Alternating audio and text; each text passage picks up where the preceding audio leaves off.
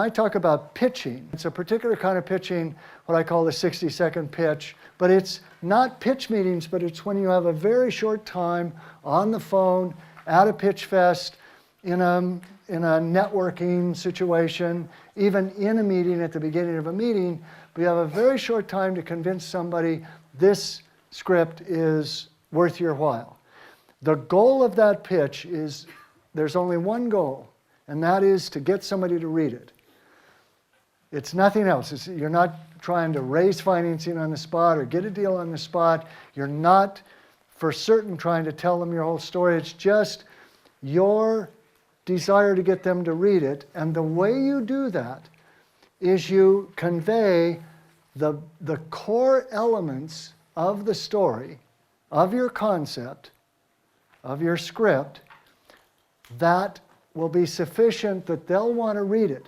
But the reason they will want to read it, if you're pursuing anybody in power, doesn't matter, agent, producer, film funding agency, or one of the development people there, if you're approaching anybody that you want to get involved in the project in that way, that what you're trying to do is convey to them, this is a movie that you want, and what they're all looking for is a movie that will elicit emotion, that holds the promise of eliciting emotion. Now, how do you present your project in a way that holds out the likelihood that this will be something that will get an audience into the movie? Well, the way I approach that kind of pitching is that there are 8 basic steps to the process.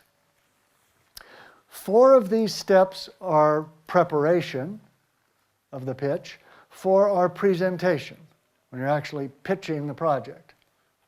Now again, I'm not talking about a pitch meeting where you have 20 minutes, although sometimes when you're in that, you might start with the short pitch first to give them an idea, and then if they're interested, you go into more detail. But I'm talking about something that's limited, so the first thing you have to avoid in that situation is trying to tell your story. It's the biggest mistake most writers or filmmakers make pitching their project. Somebody says, what's it about? They'll say, well, it opens in the rain, and it's 1960, a baby cries.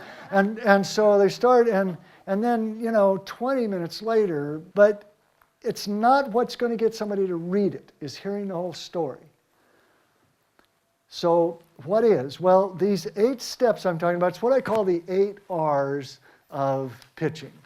So, first of these 8 steps is review. First thing you have to do is review that story. Look at your story in a particular way, with a particular eye to finding the elements of that story that are going to explain it most simply and convey the emotional impact of the story.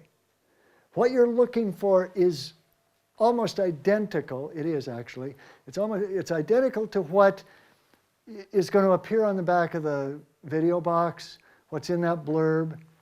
It's to convey that basic story concept. Now, it's more than just hero, desire, and conflict that I said, because there are a few more elements that you want to be sure are contained in any description of your story. Anytime somebody says, what's it about, anytime you're trying to pitch it on the phone, these are the elements you want to convey, you want to reveal. Okay? The first is, who's the hero? And again, when I say hero, I don't mean someone heroic, I just mean who's the protagonist, who's the main character, who's driving the story, who's on the screen more than anybody else. Next, this is all part of step 1, next, what is the everyday situation that character is in at the beginning of the movie? Before the story kicks into gear, what is the everyday life that they've been experiencing for some time? What is the first new event that's going to occur to that hero, that's going to take them out of neutral and into first gear, that's going to start the forward movement? It's what I call the opportunity. It's something happens to the hero that's never happened before that creates a desire to move into some new situation.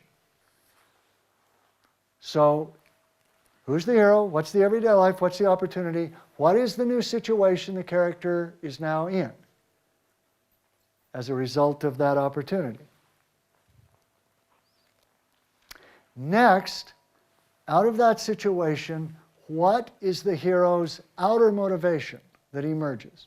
What is that visible goal? So, what is that outer motivation? What is that finish line that the hero is striving to cross, that compelling goal that we can envision when we hear it, that outer, that visible goal? And finally, what makes that goal impossible? In other words, what's the conflict? Because again, if your goal is to elicit emotion, emotion grows out of conflict. You can add other things. You're not limited to those key elements, but you must have hero, everyday situation, opportunity, hero, everyday life, opportunity, new situation, outer motivation, and conflict. Those 6 things must be present in any pitch. So that's what you're reviewing to find those. Then after you figure those out, now you write this pitch. You script it out. I know write is actually spelled with a W, but then it wouldn't be the 8 R's, would it? The 7 R's and a W doesn't have a catchy ring to it, so I wrote it that way. Okay, so you script it out. Next, you research. Who are you planning to pitch this to? You figure out who are the companies that have financed or funded, or the producers who've produced, or the agents who've represented writers who have written something similar to what you've got. You got a thriller, who else produces thrillers? And then you research out who are those people and try and find out as much as you can about them. And then finally, you rehearse. Knowing who you're going to pitch to, and you've written the pitch and you designed it for them, then you just rehearse it. And over you pitch it to friends, pitch it to associates, pitch it to a mirror, until it's just second nature. Till it's not just only memorized, but it's conversational for you. Now, even though you're memorizing it, I should say, when you pitch, it's fine to have notes, so you won't get all frozen if you forget something. But you never want to read a pitch. A pitch is like recommending a movie to a friend. It's just that you're recommending a movie to someone in power, and the movie you're recommending is yours that hasn't been made yet. You tell them about the story. So it's informal, it's conversational. Okay, so those are the first 4 steps. That's the preparation.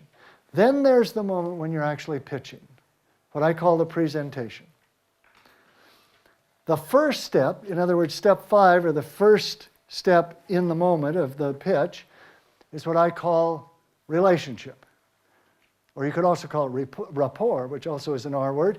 In other words, you're trying to create a connection between you and this buyer, or this person in power, or this actor, or this agent for an actor, whoever it is that you're trying to get to read this so they'll get involved. Now, there are 2 key ways you can establish a relationship you don't have already. One is common experience. So if you can say, oh, yeah, I understand that you've worked with so-and-so. Yeah, I worked with them, or they've been a friend of mine for a long time. Or if this is a referral, then you mention the person that referred you. But something to show some common experience. Now, if it's not a person, could be an activity. Now, if you don't have or know a common experience or situation, the other way of establishing a relationship is with acknowledgement. In other words, acknowledge this person for something they have done that meant something to you, that you're appreciative of. So an obvious way would be that you loved one of their movies. Say why you loved it. Scared the shit out of me, and I love horror films. Or it was a teen movie. I took my daughter to it. We had one of the best conversations afterwards we've ever had, whatever it might be. Now you come up against awkward moment number 1 in any sort of pitch situation like that. And that is, you've established this rapport, and you're ready to pitch. But you're sort of waiting for them to ask you, so what's your project? Because they're the powerful person and you're sort of waiting on that. Here's what you do. Forget that they're the person in power. It's your meeting. You take charge. So you acknowledge them. Thank you for saying so. And then if they don't immediately say so, what's your project about? You start. Don't begin with a title. Don't begin with a logline. The reason I wouldn't begin with your title is titles, even really good high concept one-word ones, are not really very involving or compelling. Here's how I recommend you begin. I recommend the first thing you do is tell them how you came up with the idea for what you're pitching. If you're a writer. If you are a producer or an executive, if you're in any position where you're pitching somebody else's script, start by saying what it was that you loved about this when you first saw it, or what it is you love about this, or how it first came to you. So it might be you tell a personal experience out of which grew the script you wrote. So whatever this is that begins, you just say how you first came up with the idea or what you first hooked you into this idea. And then you use these magic words. So I started thinking, what if? What if is like it is. It's like those are the two most powerful words in storytelling. Well, maybe not. Maybe once upon a time and what if is a close second. Okay? Let me give you an example. This is an example in the book I mentioned, Selling Your Story in 60 Seconds. When I was a kid, my father and I didn't really communicate that much. It was sort of a distant, kind of father-son relationship. But there was one thing that we always could talk about, and that is baseball cards. I don't know, you don't have baseball here, but you have them for other sports, I suppose. But little cards, and each one has a different player, and you collect them. Because I collected them when I was a kid, but my dad had collected them when he was a kid, and he still had some. So we'd look at each other's, he'd tell me stories, and we'd sort of trade and stuff like that, and that was really a way that we could connect when otherwise we couldn't.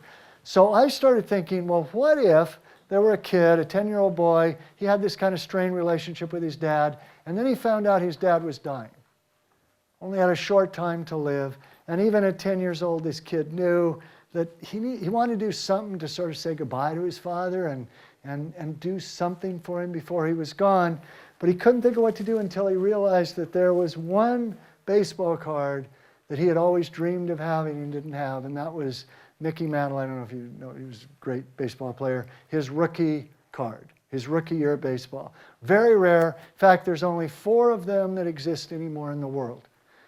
And so this kid decided, I want to give my dad one of those remaining cards.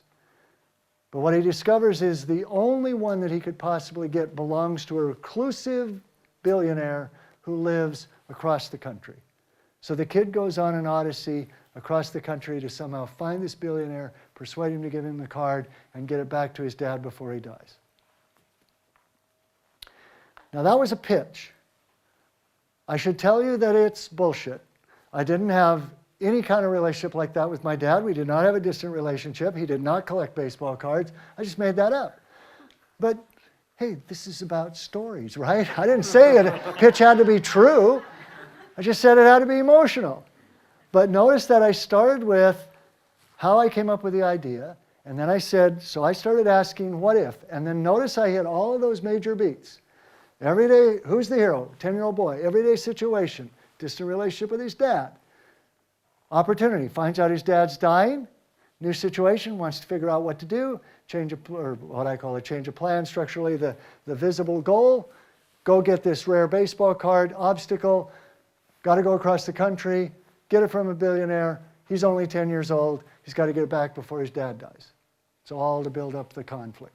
So in that very short time, I conveyed all those key elements, and you have a very clear idea of what the story is and what the emotional components of it would be, because you know what the conflict is. Now you come to awkward moment number 2, or awkward silence number 2. I finished saying that. I say, and now he's got to do this, and then I stop. And I, so happy that I remembered that all and didn't screw it up, and relieved, and now I'm waiting for the buyer's response. The buyer isn't sure I was finished, so he doesn't want to step on my pitch, so he doesn't say anything. I start wondering what I did wrong, that this buyer isn't saying anything, and I start getting worried. And pretty soon, I'm so nervous, I blurt something out like, and that's my pitch. Like, I know it was a piece of shit, but it was the best I could do. So, what I would recommend you do is go back to when I finished. And so he's got to find this card. This is when you give the title. And this is when you give the log line. So, in summary, my story, called The Last Mickey Mantle, is the story of a 10-year-old boy who must find the world's rarest baseball card and get it back to his father before he dies. So I'm not telling all those beats again. I'm just the very, very quick log line. Because now I've not only finished it, but I've summarized it so quickly that the buyer is thinking, that was so easy to summarize. Now when I have to recommend this script to somebody, it's not going to be that hard to do. And there's no question. And if it was a movie like that, here's what I know. Whoever the person is, you may want a movie about a baseball card kid, or you may not.